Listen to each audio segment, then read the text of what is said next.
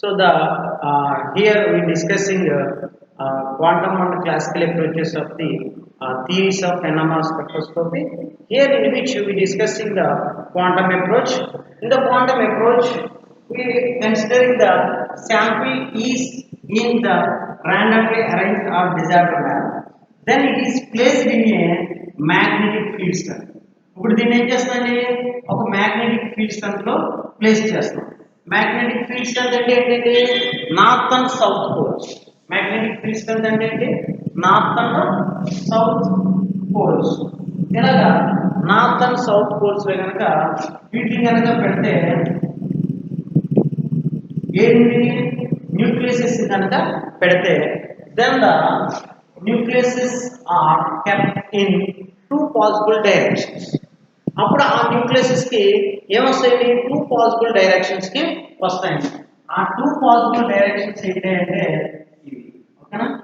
Little excess number of nucleuses are in aligned directions. అంటే ఎక్కువ మొత్తం న్యూక్లియసెస్ అన్నీ కూడా ఎలా ఉంటాయండి ఇక్కడ అలైన్డ్ డైరెక్షన్స్ లో ఉంటాయి అన్నమాట ఓకేనా. So the little excess number of nucleuses are placed in aligned direction. Little less number of nucleuses are placed in opposite direction. Little less number అంటే తక్కువ మొత్తంలో న్యూక్లియసెస్ ఎక్కడ ఉంటుందండి opposite directions. Opposite directions opposite ఇక్కడ aligned opposed directions దేని ఆధారంగా ఇస్తామంటే the aligned and opposite directions are mentioning towards with the given magnetic field. Given magnetic field ఇది magnetic field V0 or H0 is the magnetic field. దానికి direction ఈ విధంగా upward లో ఉంది. అంటే ఇక్కడ పెట్టిన మ్యాగ్నెటిక్ ఫీల్డ్ నార్త్ సౌత్ చూసారా ఈ మ్యాగ్నెటిక్ ఫీల్డే మనం ఇక్కడ రాసామన్నమాట. ఇలా పెట్టినప్పుడు వాటికి రెండు పాసిబుల్ డైరెక్షన్స్ వస్తున్నాయి. Opposite direction align direction and opposite directions ఓకేనండి. ఈ మ్యాగ్నెటిక్ ఫీల్డ్ యావరేజ్ ఎంత తీసుకుంటాం అంటే 60 మెగాహెర్ట్జ్. ఈ మ్యాగ్నెటిక్ ఫీల్డ్ యావరేజ్ ఎంత తీసుకుంటామండి 60 మెగాహెర్ట్జ్. 60 మెగాహెర్ట్జ్ తీసుకుంటాం మ్యాగ్నెటిక్ ఫీల్డ్. దాన్ని టెస్లా అని అంటారు. 60 మెగాహెర్ట్జ్ 1.4 టెస్లా. దీని కనుక కన్వర్షన్ కనుక చేస్తే 60 megahertz or 1.4 tesla. 1.4 tesla 1.4 tesla అని కూడా అంటారు. ఇప్పుడు ఈ విధంగా రెండు రకాలైన పాసిబుల్ డైరెక్షన్స్ లో వచ్చిన తర్వాత మనం ఏం చేస్తామంటే here in which quantum approach లో దాన్ని రేడియో ఫ్రీక్వెన్సీ రేడియేషన్స్ తోటి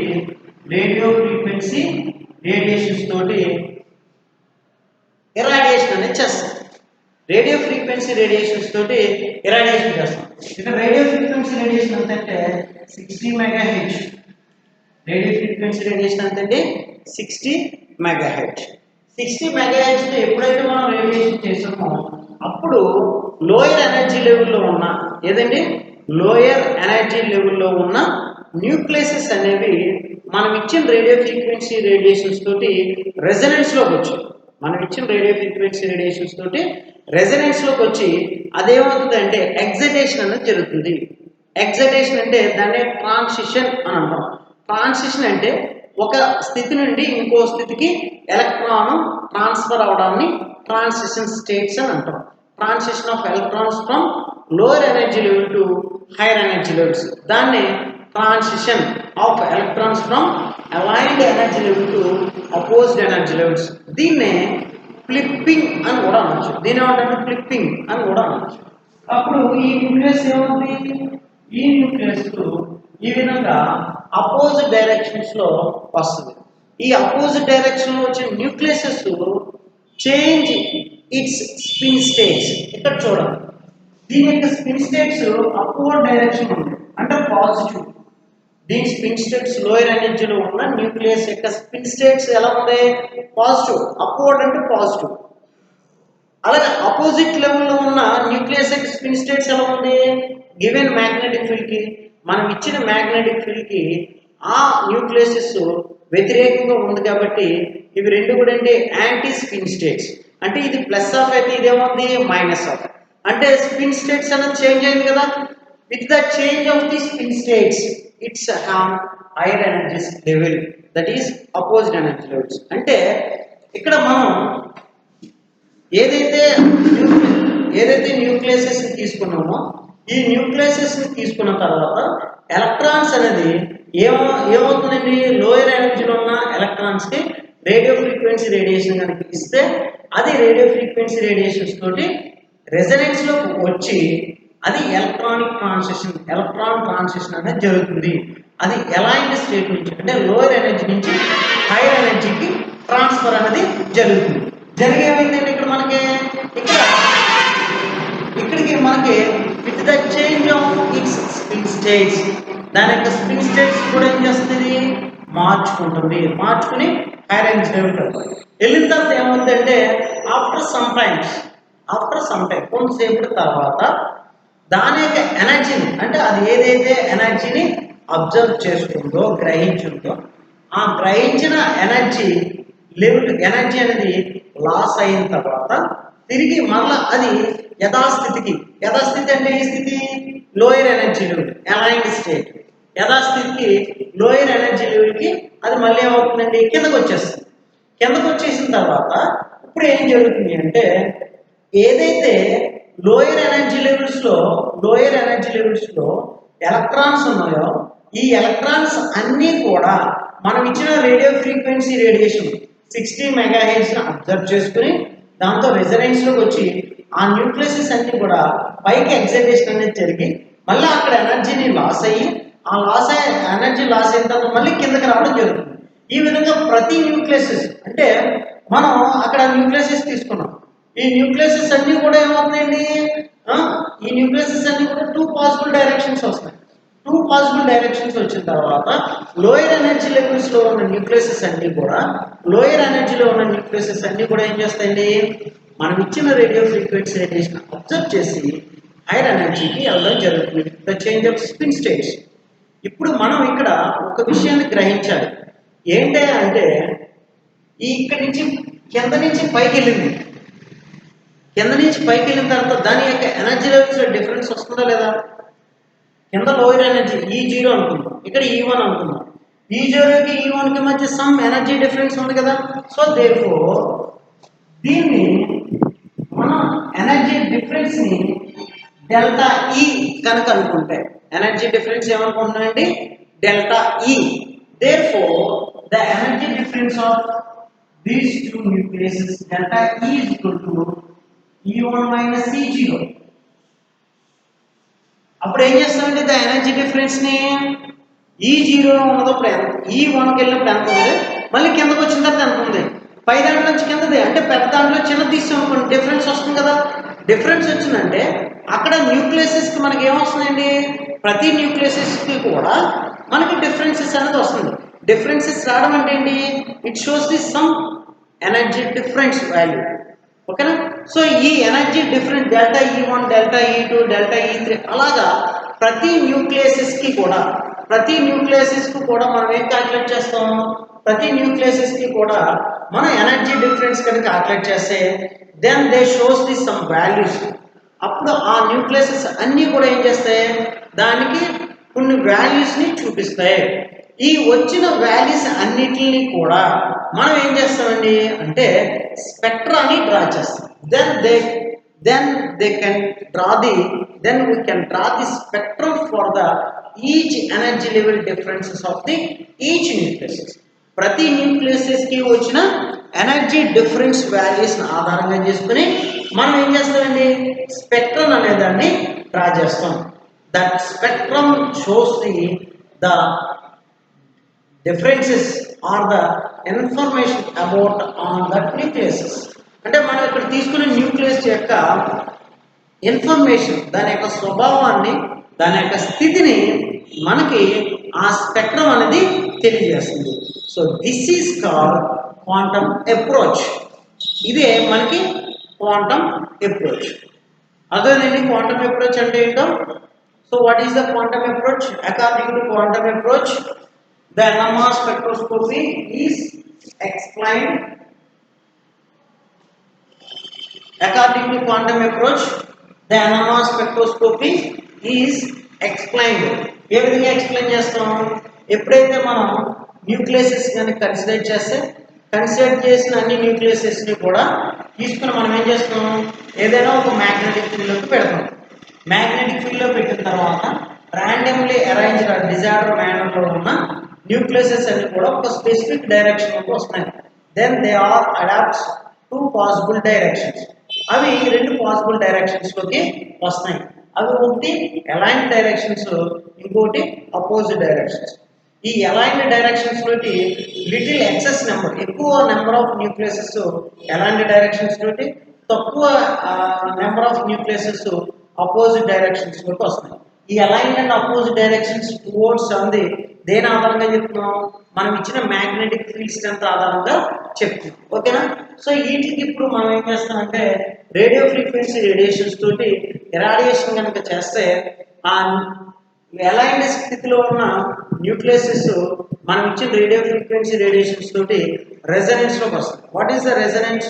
matching off frequency or matching of magnetic field strength. Here resonance అంటే మనకు తెలుస్తుంది. ఎందుకంటే చూడండి, ఇప్పుడు మనం మొబైల్లో కానీ రేడియోలో కానీ ఎఫ్ఎం అనేది వింటాం. ఎఫ్ఎం, ఓకేనా? ఈ ఎఫ్ఎం ఉన్నప్పుడు మనకి ఎంత వస్తుంది? ఛానల్ ట్యూనింగ్ 93.5 కానీ 97.8 కానీ ఇలా వస్తుంది కదా, సమ్ రేడియేషన్ ఇస్తారు. ఇప్పుడు ఫర్ ఎగ్జాంపుల్ 93.5 దగ్గర మనకి ఏం చేస్తానండి, రేడియో స్టేషన్ దగ్గర నుంచి ఫర్ ఎగ్జాంపుల్ రాజమండ్రి కానీ విజయవాడ కానీ హైదరాబాద్ కానీ అక్కడి నుంచి 93.5 రేడియో ఫ్రీక్వెన్సీ రేడియేషన్ వద్ద ఒక ఇన్ఫర్మేషన్ని పాసింగ్ చేస్తాను. పాసింగ్ చేసిన తర్వాత ఇక్కడ నువ్వేం పెట్టాలి?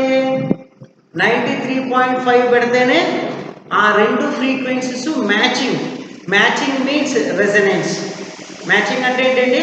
రెజనెన్స్ అంటే ఆ రేడియో ఫ్రీక్వెన్సీ ఈ రేడియో ఫ్రీక్వెన్సీ ఒకటే అయినప్పుడు, రెజనెన్స్ అనేది జరిగినప్పుడు ఆ ఇన్ఫర్మేషన్ అంతా కూడా ఇది గ్రహిస్తుంది.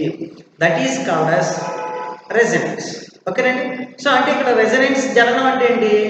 ఏదైతే 60 మెగాహెర్ట్జ్ అనేది ఇచ్చామో రేడియో ఫ్రీక్వెన్సీ రేడియేషన్, అదే రేడియో ఫ్రీక్వెన్సీ రేడియేషన్స్కి ఇది ఎగ్జైటేషన్ అనేది చెందాలి. ఏది? ఇక్కడ ఉన్న న్యూక్లియసెస్ మ్యాచింగ్ ద ఫ్రీక్వెన్సీ, దాంతో ఎగ్జైటేషన్ అనేది చెందినప్పుడు రెజనెన్స్లోకి వచ్చి ఆ ఎనర్జీని అబ్జర్వ్ చేసుకున్న హైయర్ ఎనర్జీ లెవెల్లోకి వెళ్ళి with the change of spin states మళ్ళీ అది ఎనర్జీ లాస్ అయిన తర్వాత కిందకు వస్తుంది.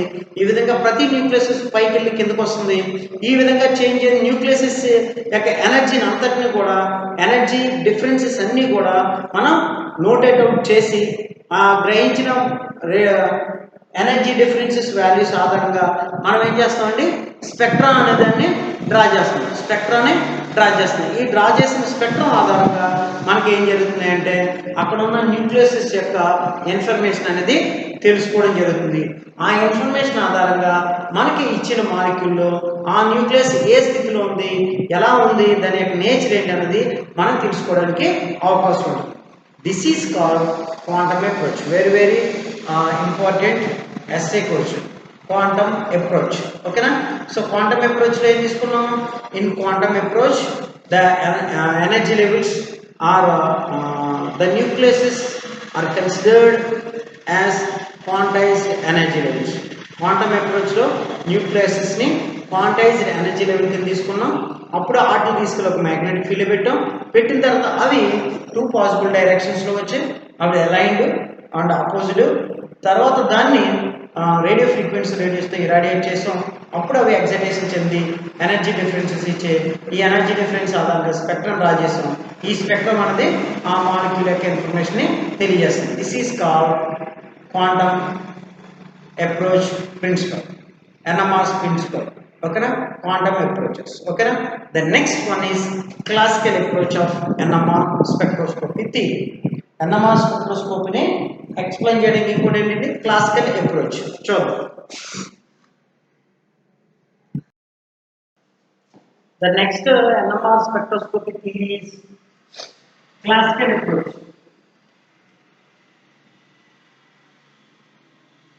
Classical approach.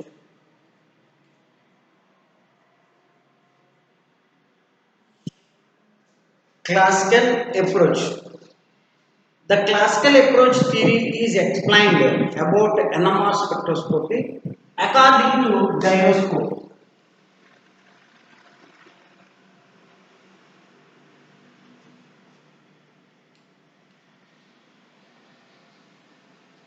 According to gyroscope. Gyroscope ఆధారంగా మనకి ఎక్స్ప్లెయిన్ చేయడం జరుగుతుంది. వాట్ ఈస్ ద గైరోస్కోప్ అంటే, గైరోస్కోప్ అంటే ఒక గుండ్రని తిరిగే బొంగరం లాంటి ఇన్స్ట్రుమెంట్ అండి. గుండ్రని రౌండ్గా తను తిరిగే ఒక ఇన్స్ట్రుమెంట్. ఓకేనా, జస్ట్ లైక్ బొంగరం, జస్ట్ లైక్ బొంగరం.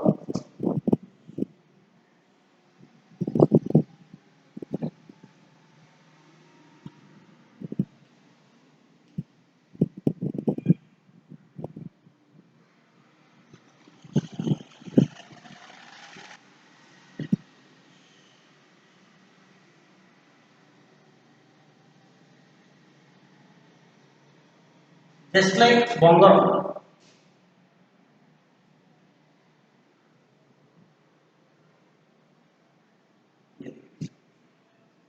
ఇప్పుడు దీన్ని ఏం చేస్తామంటే,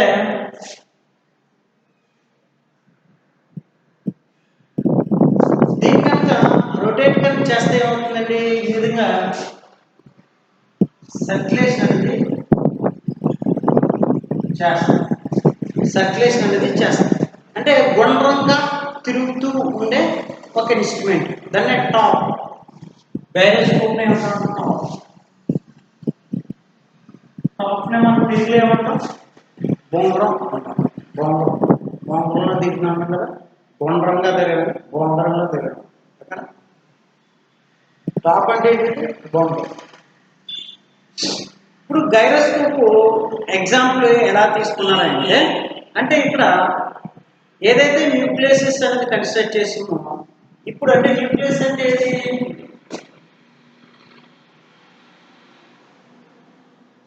ఇది న్యూక్లియస్.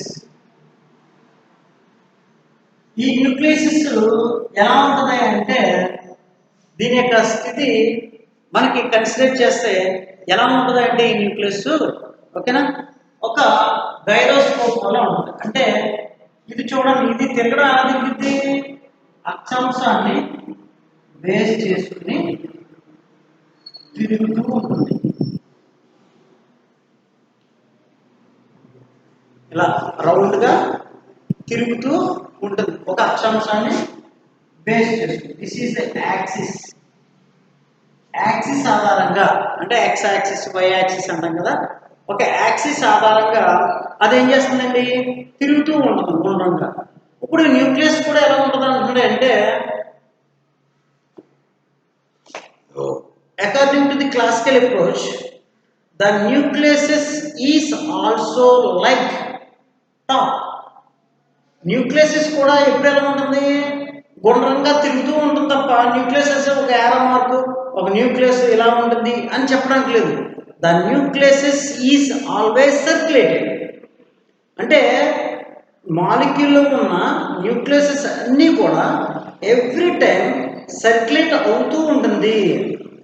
ఎందుకని, ఇక్కడ న్యూక్లియస్ ఎలా ఉంటుందని చెప్పు, ఎన్ఎంఆర్ క్యారెక్టరిస్టిక్స్ చెప్పేటప్పుడు న్యూక్లియస్ ఎలా ఉంటాయని చెప్పు, the nucleus are in spinning character. Nucleus ఎలా ఉంటాయండి, స్పిన్నింగ్ క్యారెక్టర్ కలిగి ఉన్నాయని చెప్పు.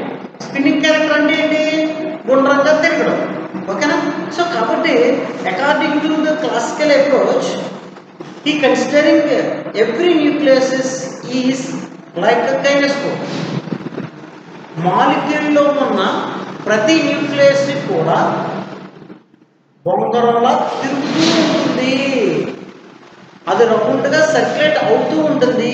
ఎందుకని, న్యూక్లియస్ ఏ క్యారెక్టరిస్టిక్స్ ఉంది, స్పిన్నింగ్ క్యారెక్టరిస్టిక్ ఉంది. అని ఇంకే క్యారెక్టరిస్టిక్ ఏముంది, మ్యాగ్నెటిక్ ఫీల్డ్ ఎక్స్పెక్ట్ చేస్తుంది. ఇంకోటి ఏముంది, న్యూక్లియస్ స్పిన్ క్వాంటమ్ని కలిగి ఉంటుంది. ఇంకోటి ఏముంది, ఇవన్నీ ఉంటే దాన్ని మ్యాగ్నెటికల్లీ యాక్టివ్. అంటే the మ్యాగ్నెటికల్లీ active nucleus is always circulate, is always circulate. అది ఎప్పుడు కూడా సర్క్యులేట్ అవుతూ ఉంటుంది. కాబట్టి మనకి ఇక్కడ న్యూక్లియస్ని ఎలా తీసుకున్నాండి అంటే న్యూక్లియస్ని ఎలా తీసుకున్నాం, సర్క్యులేట్ అయ్యే విధంగా ఉంటుంది. కాబట్టి దానికి ఒక ఎగ్జాంపుల్గా న్యూక్లియస్ గైరోస్కోప్ లేదా ఒక టాప్ వలె ఉంటుంది అని కన్సిడర్ చేశారు. ఓకేనా.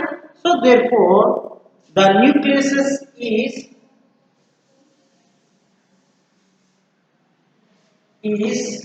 Like that.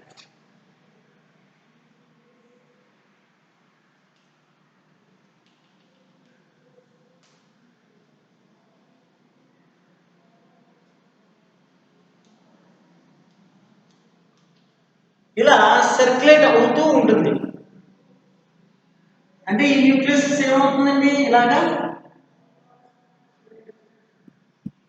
సర్క్యులేట్ అవుతూ ఉంటుంది అని చెప్పేశాం. న్యూక్లియస్ సర్క్యులేట్ అవుతూ ఉంటుంది యాక్సెస్ ఆధారంగా. ఇది యాక్సెస్.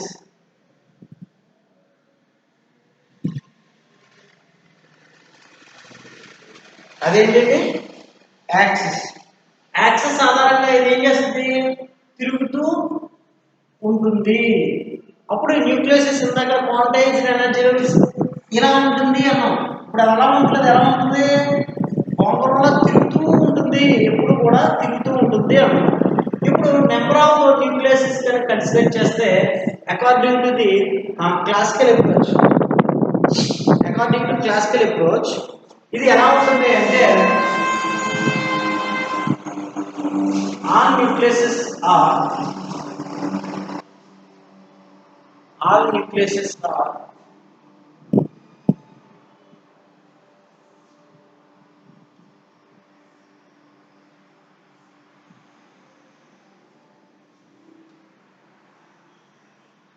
సో ఈ విధంగా న్యూక్లియస్ అన్ని కూడా ఉంటాయి. ఇప్పుడు దీన్ని magnetic field 1.41 Tesla V0 or H0 magnetic field కనుక పెడితే then they adapt two possible directions.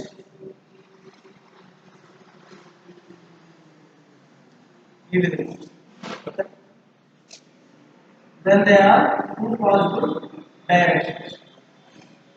possible directions. ఒకటి దీన్ని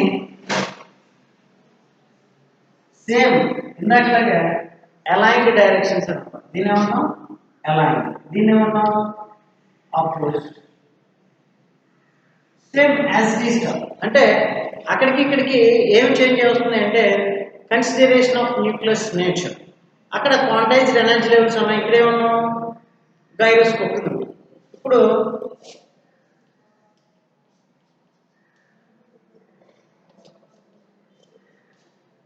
magnetic field strength directions, then they are 60 megahertz. 60 megahertz అయితే ఏమవుతుంది, ఇక్కడ ఉన్నది ఫైట్ అనేది ట్రాన్స్ఫర్ అనేది జరుగుతుంది. ఓకేనా.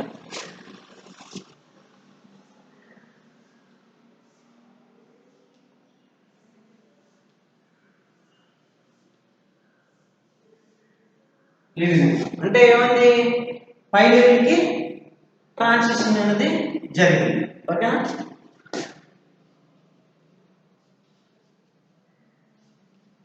మ్యాగ్నెటిక్ ఇది పై లెవెల్కి వెళ్ళినప్పుడు ఏమవుతుంది, you can observe energy level differences అనేది వస్తుంది.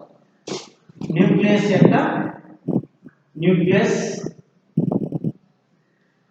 ఎనర్జీ లెవెల్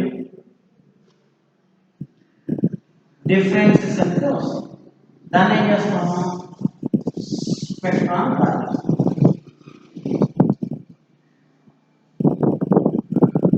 స్పెక్ట్రాన్లో ఈ స్పెక్ట్రల్ లైన్స్ అనేది ఎపిర్ అవుతుంది. ఆ విధంగా స్పెక్ట్రల్ లైన్స్ అనేది ఎపిరెన్స్ అనేది జరుగుతుంది. స్పెక్ట్రల్ లైన్స్ ఎపిరెన్స్ అనేది జరుగుతుంది. అర్థమైందండి. సో కాబట్టి according to classical approach, so మనకి క్వాంటమ్ అప్రోచ్ కనుక అర్థమైతే క్లాసికల్ అప్రోచ్ అనేది పెద్దగా ఇబ్బంది ఉండదు, ఎందుకంటే అది ఇది కూడా సేమ్. ఇక్కడ ఏం చేస్తారంటే according to classical approach all nucleuses are in disorder manner or randomly arranged. There is no any specific directions of the nucleuses. Then the nucleuses are placed in a magnetic field. Then the all nucleuses adopts two possible directions. One is the aligned direction, another one is the opposite direction. Then it is irradiated with radio frequency radiation. Then it is irradiated with radio frequency radiation. The all nucleus adopts two possible directions. The lower energy level nucleuses are comes resonance with given radio frequency radiation, and the transition takes place from lower energy to higher energy levels with the change of spin states of nucleus. The change in energy levels are observed. The change in energy